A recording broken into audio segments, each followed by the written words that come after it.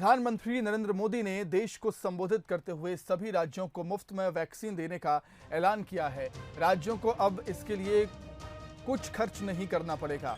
योग दिवस यानी 21 जून से देश में 18 साल से अधिक उम्र वालों को सभी लोगों को भारत सरकार मुफ्त में वैक्सीन लगाएगी।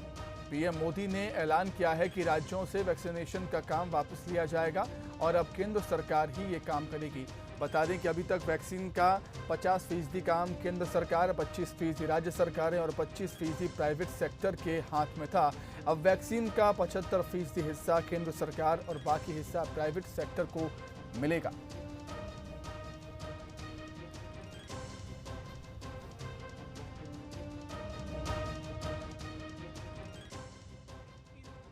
सोमवार से देश के हर राज्य में 18 वर्ष से ऊपर की उम्र के सभी नागरिकों के लिए भारत सरकार राज्यों को मुफ्त वैक्सीन मुहैया कराएगी। वैक्सीन निर्माताओं से कुल वैक्सीन उत्पादन का 75% हिस्सा भारत सरकार खुद ही खरीदकर राज्य सरकारों को मुफ्त देगी। यानी देश की किसी भी राज्य सरकार को वैक्सीन पर कुछ भी खर्च नहीं करना होगा।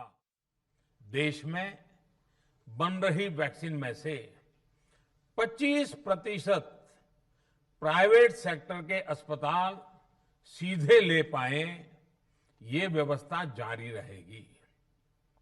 प्राइवेट अस्पताल वैक्सीन की निर्धारित कीमत के उपरांत एक डोज पर अधिकतम 150 रुपये ही सर्विस चार्ज ले सकेंगे।